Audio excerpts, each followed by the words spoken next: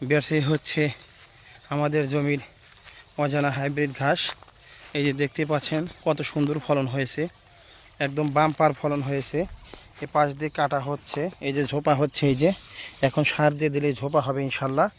এগুলো ঠিক যারা ওয়ান হাইব্রিড ঘাসের ঝোপা ঝোপা হয়। তো দেখতে পাচ্ছেন এই যে ব্যাপক ফলন হয়েছে।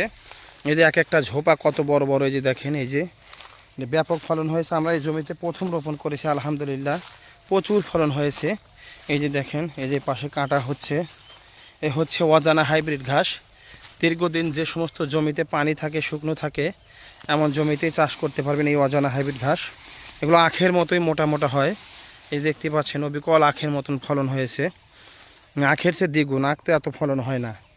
তো আপনারা চাইলে আমাদের কাছ থেকে এই অজানা ঘাসের কাটিং সংগ্রহ করতে পারেন।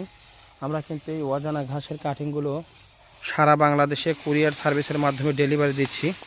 মাশাআল্লাহ দেখতেই পাচ্ছেন কত সুন্দর ফলন হয়েছে, সবচাইতে ভালো ফলন হয়েছে। এই যে দেখতে পাচ্ছেন এই যে ব্যাপক ফলন হয়েছে।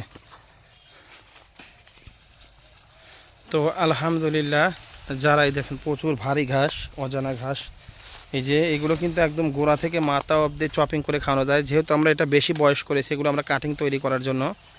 তো আপনারা যখন ঘাস কাটবেন এর চাইতে একটু বয়স যখন কম থাকে তখন কাটবেন।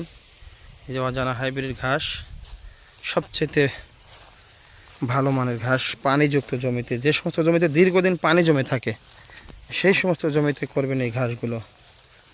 তো যারা জমি ফেলে রেখেছেন তাদেরকে বলবো আপনারা এই অজানা ঘাসটি নিয়ে ট্রাই করে দেখতে পারেন। এটা প্রায় জারা ঘাসের মতোই ফলন হয়। এই যে দেখতে পাচ্ছেন ঝোপা হচ্ছে কেটে দেওয়ার পর, আলহামদুলিল্লাহ খুবই ভালো।